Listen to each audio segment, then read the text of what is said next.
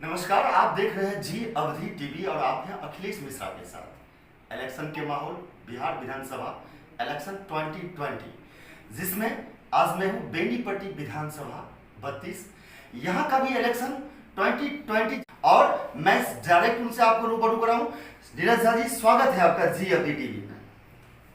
बेनीपट्टी में जी अवधि का भी बहुत बहुत बधाई, बहुत बहुत स्वागत यहाँ आने के लिए और मुझसे रूबरू होने के लिए मैं उनको आपको बहुत बहुत बधाई देता हूँ। पहला क्वेश्चन आपसे ये है कि 1980 के दशक में छात्र राजनीति NSUI से आपने प्रारंभ कर कांग्रेस पार्टी तक की जो यात्रा रही आपकी, और आपने कांग्रेस पार्टी को छोड़ भी दिया। ये जो टोटल यात्रा है, ये कैसे हुआ और क्या कारण था, थोड़ा सा इस पर प्रकाश डालेंगे। 80 से लेके 83 तक मैं बेनीपट्टी उच्च विद्यालय का छात्र रहा। 84 में मैं मधुबनी जैन कॉलेज में नामांकन लिया और 84 से मैं छात्र राजनीति पूर्ण रूप से शुरू किया। उस समय छात्र संघ का चुनाव नहीं हुआ करता था, लेकिन हमारे प्रधानाचार्य हुआ करते थे स्वर्गीय जगदीश चौधरी, जगदीश नारायण चौधरी। इस व्यवस्था को कॉलेज में उन्होंने कायम रखा था कि मेरे कॉलेज में छात्र नेता रहे। तो एक व्यवस्था उन्होंने कर रखा था कि जो भी प्रत्याशी हों वो जाएं छात्र छात्राओं के बीच में, और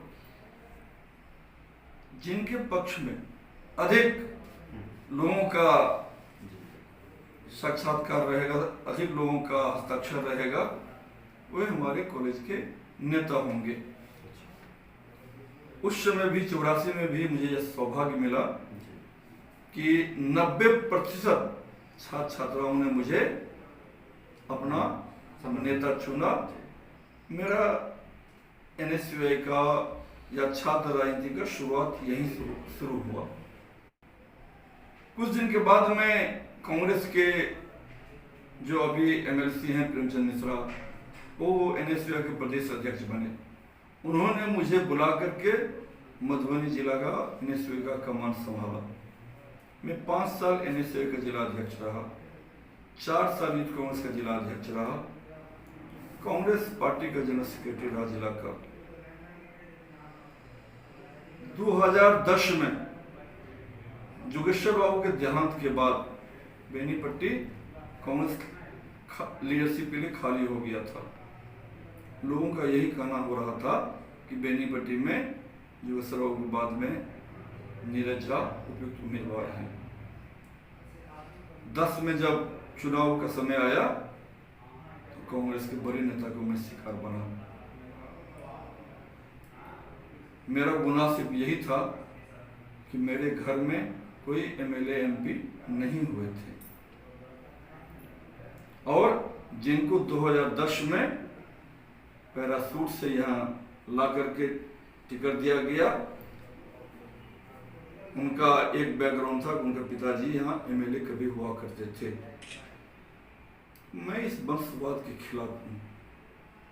मैंने उस समय ही कांग्रेस पार्टी और जो उस समय के अभी के वर्तमान MLA हैं उनको भी मैंने कहा था यही बेनीपट्टी आवास पे कि यह मुझे मंजूर नहीं है वंशवाद। आप बेनीपट्टी के किसी बेटा को टिकट दीजिए, मैं साथ चलने को तैयार हूँ। मुझे कहने में कोई हिचक नहीं है। मैंने सैकड़ों कार्यकर्ता के सामने में घोषणा किया था कि बस चलेगा तो मैं जमानत जब्त कराऊंगा, और ऊपर वालों ने सुना। 2010 में कांग्रेस के जो वर्तमान अभी MLA हैं उनका जमानत जब्त हुआ था। कांग्रेस पार्टी छोड़ने के बाद वर्ष 2013 में आपने जनता दल यू में आपका आना हुआ था। उसके बाद तो आपको अभी तक की जो सफर था, इसमें नीतीश जी का ये समाजवाद और धर्मनिरपेक्षता कैसी लगी आपको? देखिए, समाजवाद पर तो कुछ नहीं, मैं उनके खिलाफ मैं सुनना चाहता हूँ। समाजवाद निश्चित तौर पर उनमें है और शहर जमीन से लेकर के कर्म के रूप में समाजवाद उनमें है। मैं उनका फैन हूं इस बात के लिए, लेकिन धर्मनिरपेक्ष के नाम पर कहीं ना कहीं उंगली उठता है, लोग उंगली उठाते हैं। जैसे कोई एक दो पॉइंट्स आप बताएंगे। अब लोगों का कभी कहना होता है कि आप कहते हैं कि मैं सेकुलर हूँ, धर्मनिरपेक्ष हूँ, तो आप कभी आरजेडी कांग्रेस से हाथ मिला लेते हैं, आप भाजपा से हाथ मिला लेते हैं। यहाँ लोग सवाल उठाते हैं और वहाँ जनता दल के कार्यकर्ता निरुत्तर हो जाते हैं। कि सन 1995 ईस्वी में ब्राह्मण बहुल्य क्षेत्र बेनीपट्टी विधानसभा कहा जाता है, जिसमें ठाकुर जी मतलब श्री घनश्याम ठाकुर जी और श्री नरेंद्र झा जी के कारण स्वर्गीय योगेश्वर झा जी चुनाव हार गए, उनके एवज में खड़े हो गए थे, जिसके वजह से शालिग्राम यादव चुनाव जीत गए थे। कहीं बेनीपट्टी विधानसभा इसी बात को तो पुनरावृत्ति नहीं करने जा रही है? आपने बहुत सही सवाल पूछा, सही सवाल आपने पूछा। बेनीपट्टी करवट लेने को तैयार है, बेनीपट्टी इतिहास दोहराने को तैयार है, बेनीपट्टी इतिहास दोहराएगा और परिणाम अचंभित आएगा। क्योंकि बेनीपट्टी में जो विगत 10 साल से या बाहर के नेता के कुंडली मार के बैठे हुए हैं, बेनीपट्टी का आवाम दोनों को परख लिया है और इस बार दोनों नेता जो हमारे मंत्री जी हैं और विधायिका जी हैं, दोनों को सबक सिखाने के लिए बैठे हुए हैं। और आपने जो कहा है 95, वो इतिहास दोहराया जाएगा और निश्चित तौर पर बेनीपट्टी का बेटा इस बार बेनीपट्टी का नेता बनेगा। बेनीपट्टी जो विकास के मुख्यधारा से कटा हुआ है, मुख्यधारा से जुड़ेगा। जी, जो कि वर्तमान विधायिका जो भावना झा जी हैं, जी अवधि टीवी के माध्यम से उनका जब इंटरव्यू चल रहा था तो मैंने उनसे सवाल किया था, बरसात का समय था और बेनीपट्टी में जलजमाव की एक बहुत बड़ी समस्या है। जब मैंने उनके सामने रखा कि विधायिका जी ये समस्या से आप वार्ड कैसे कराएंगे, तो उन्होंने कहा था कि हम अगर जनता मेरे ऊपर इस बार 2020 के इलेक्शन में मुझे जिताती है तो मैं फिर इस समस्या से उबारूंगा, अभी मेरे पास कोई फंड नहीं है। इस पर क्या कहना है आपने मेरे मन की बात पूछा। हमारे मंत्री जी कहते हैं कि मैं बेनीपट्टी में घर बना लिया हूं, मेरा अर्थी भी बेनीपट्टी से उठेगा, लेकिन कथनी करने में अंतर हो गया है। कुछ दिन पहले उनके माता जी का देहांत हुआ था, उन्होंने पुलिस रात कर अपने पैतृक गांव गंगौर में किया और फिर वो कहते हैं बेनीपट्टी घर है, कहते हैं कि बेनीपट्टी मेरा घर है। विधायिका जी कहती है कि मेरा यह खतियानी घर है, मेरे पिताजी यहाँ से मेरे हुआ करते थे, इसलिए मेरा यह दावा बनता है कि बेनीपट्टी मेरा हक मेरा है, बेनीपट्टी वाला हक मेरा है। मैं उन दोनों आदमी से पूछना चाहता हूँ, क्या अपने घर के दरवाजे को इस तरह वो गंदा रखता है?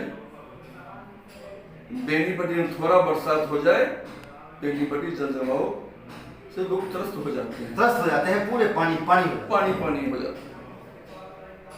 दोनों आदमी में कभी है और भौगोलिक ज्ञान नहीं है।